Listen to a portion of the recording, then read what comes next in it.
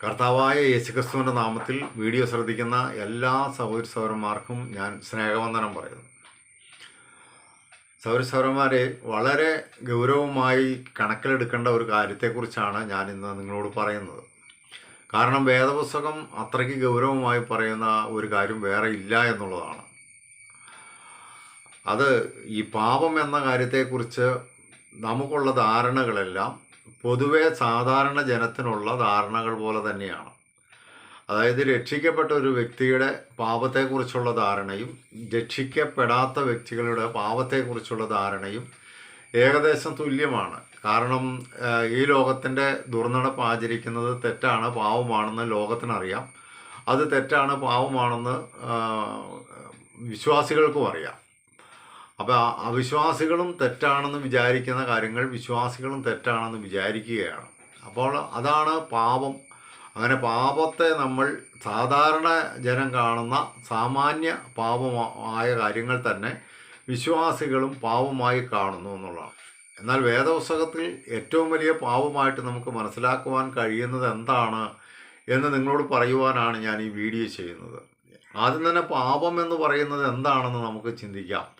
പാപം എന്ന് പറയുന്നത്, നമ്മൾ റോമാലേഖനം 5-ാം അധ്യായത്തിൽ 2 വാക്യം ഞാൻ നിങ്ങളെ ശ്രദ്ധയിൽപ്പെടുത്താം. അതിൻ്റെ റോമാലേഖനം 5-ാം അധ്യായം 17-ാം വാക്യത്തിൽ നമ്മളിങ്ങനെ വായിക്കുന്നു: ഏകൻ്റെ ലംഘനത്താൽ മരണം ആ ഏകൻ നിമിത്തം വാണു എങ്കിൽ. ഇവിടെ ഏകൻ്റെ ലംഘനം എന്നാണ് കേൾക്കുന്നത്. 19-ാം വാക്യത്തിൽ പറയുന്നത് ഏകൻ്റെ അനുസരണക്കേടിനാൽ അനേകൾ പാപികളായി തീർന്നതുപോലെ എന്നാണ്. അപ്പോൾ പാപം എന്ന് പറയുന്നത് ലംഘനമാണെന്നും അനുസരണക്കേടാണെന്നും വേദപുസ്തകം നമ്മളോട് പറയുകയാണ്. അപ്പോൾ എന്താണ് ലംഘനം, എന്താണ് അനുസരണക്കേട്? ദൈവം നൽകിയ കൽപ്പനകളെ ലംഘിക്കുക, അതാണ് ലംഘനം. അതുപോലെ ദൈവം നൽകിയ കൽപ്പനകൾ അനുസരിക്കാതിരിക്കുക, അതാണ് അനുസരണക്കേട്.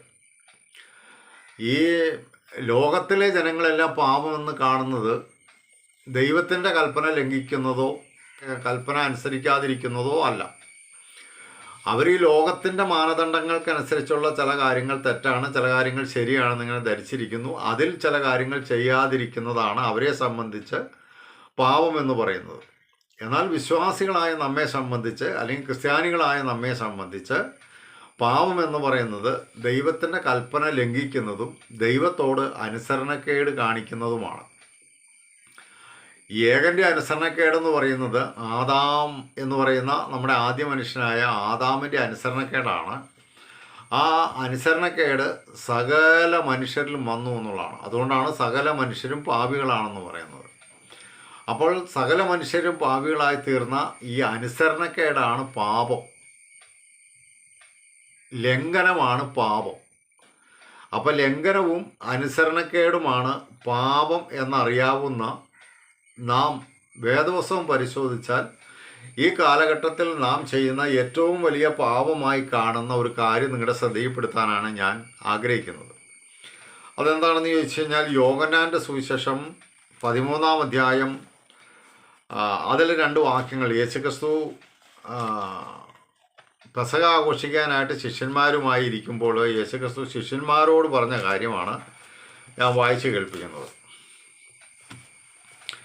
പെസഹ ആഘോഷിക്കാനായിട്ട് യേശുക്രിസ്തു ഒരു മാളിക മുറിയിൽ ശിഷ്യന്മാരോട് ഒത്തിരിക്കുകയാണ്. അങ്ങനെ ശിഷ്യന്മാരോട് ഒത്തിരിക്കുമ്പോൾ ശിഷ്യന്മാർക്ക് മാത്രമായി നൽകുന്ന, അതായത് കർത്താവായ യേശുക്രിസ്തുവിൻ്റെ ശിഷ്യന്മാർക്ക് വേണ്ടി മാത്രം നൽകുന്ന ഒരു കൽപ്പനയാണ് ഞാൻ നിങ്ങളെ വായിച്ച് കേൾപ്പിക്കുന്നത്.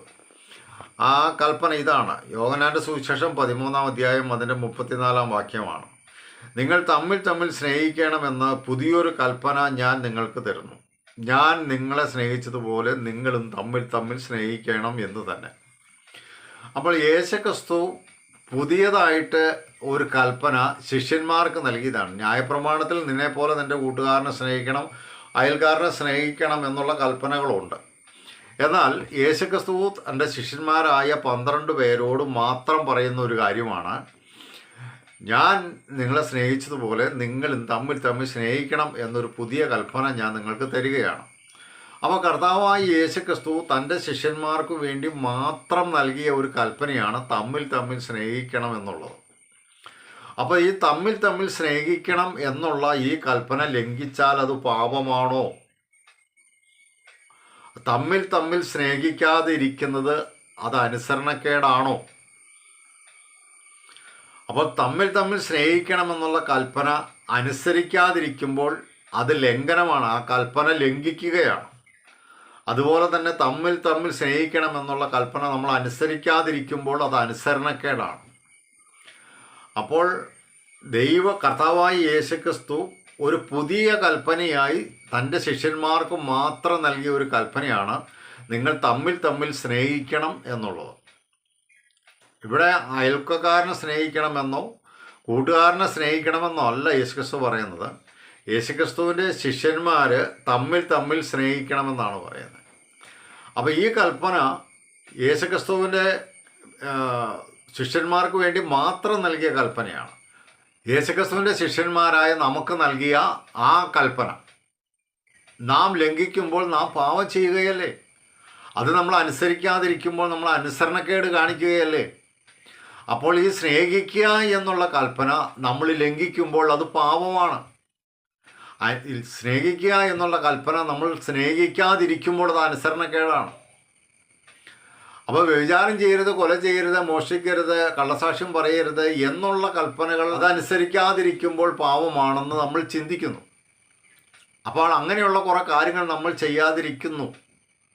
എന്നാൽ അതേപോലെ തന്നെയുള്ള കൽപ്പനയാണ് ഈ തമ്മിൽ തമ്മിൽ സ്നേഹിക്കണമെന്നുള്ള യേശുക്രിസ്തുവിൻ്റെ കൽപ്പന.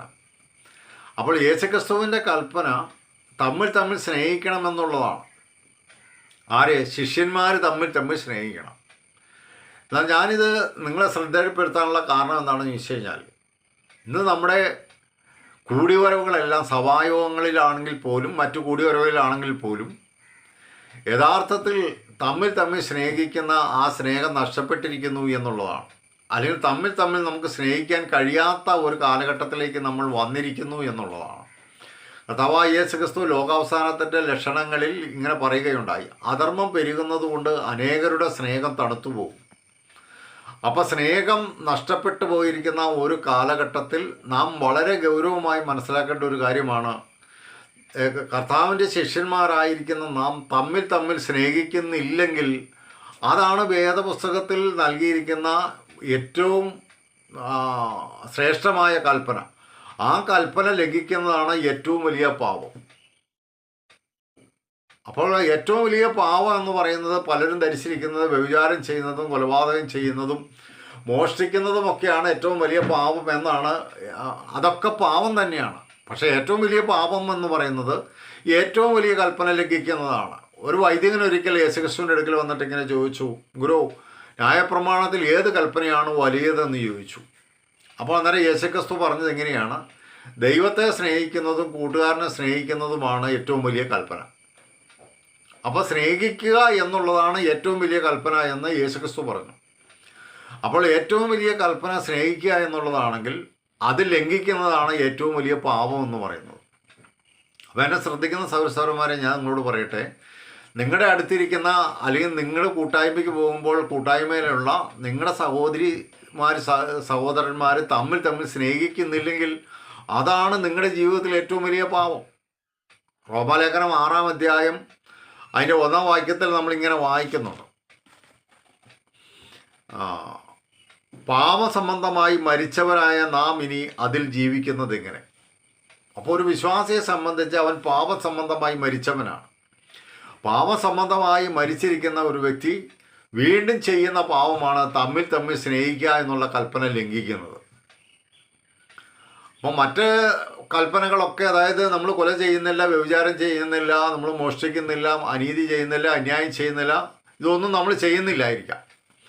പക്ഷെ നമ്മൾ ചെയ്യുന്ന അല്ലെങ്കിൽ നമ്മൾ ഇപ്പോൾ നിലവിൽ ചെയ്തുകൊണ്ടിരിക്കുന്ന ഏറ്റവും വലിയ പാപം എന്ന് പറയുന്നത് നമ്മൾ തമ്മിൽ തമ്മിൽ സ്നേഹിക്കാതിരിക്കുക എന്നുള്ളതാണ്. അപ്പോൾ സ്നേഹിക്കുക എന്നുള്ളതാണ് ഏറ്റവും വലിയ കൽപ്പന എന്ന് യേശുക്രിസ്തു പറഞ്ഞെങ്കിൽ ആ കൽപ്പന ലംഘിക്കുന്നതാണ് ഏറ്റവും വലിയ പാപം. അപ്പോൾ യേശുക്രിസ്തുവിൻ്റെ പുതിയ കൽപ്പനയാണ് യേശുക്രിസ്തുവിൻ്റെ ശിഷ്യന്മാരായ നാം തമ്മിൽ തമ്മിൽ സ്നേഹിക്കണമെന്നുള്ളത്. അപ്പോൾ തമ്മിൽ തമ്മിൽ സ്നേഹിക്കാൻ നിങ്ങൾക്ക് കഴിയുന്നില്ലെങ്കിൽ സഹോദരി സഹോദര, ഞാൻ നിങ്ങളോട് പറയാം, നിങ്ങൾ ഇപ്പോൾ പാപം ചെയ്തുകൊണ്ടിരിക്കുകയാണ്. അപ്പോൾ യാക്കോബ് അപ്പോസ്തലനും പറയുന്നതും കർത്താവായ യേശുക്രിസ്തുവും പറയുന്നത് സ്നേഹിക്കുന്നവൻ വേദപുസ്തകം മുഴുവൻ നിവർത്തിച്ചിരിക്കുന്നു എന്നാണ്. അതായത് ദൈവത്തെ സ്നേഹിക്കുന്നതിലും കൂട്ടുകാരനെ സ്നേഹിക്കുന്നതിലും ന്യായപ്രമാണം മുഴുവൻ അടങ്ങിയിരിക്കുന്നു എന്നാണ് യേശുക്രിസ്തു പറഞ്ഞത്. അപ്പോൾ യേശുക്രിസ്തുവിൻ്റെ കാലത്തുണ്ടായിരുന്ന വേദപുസ്തകം മുഴുവൻ അനുസരിക്കുന്നത് സ്നേഹമെന്ന ഒരു കൽപ്പന അനുസരിക്കുമ്പോഴാണ്. അപ്പോൾ സ്നേഹമെന്ന കൽപ്പന ലംഘിക്കുമ്പോൾ വേദപുസ്തകം മുഴുവൻ ലംഘിക്കുകയാണ്. അതുകൊണ്ടാണ് സ്നേഹം ഏറ്റവും വലിയ കൽപ്പനയായിരിക്കുന്നത്. അപ്പോൾ സ്നേഹം ഏറ്റവും വലിയ കൽപ്പനയാണെങ്കിൽ ആ ഏറ്റവും വലിയ കൽപ്പന ലംഘിക്കുന്നതാണ് ഏറ്റവും വലിയ പാപം.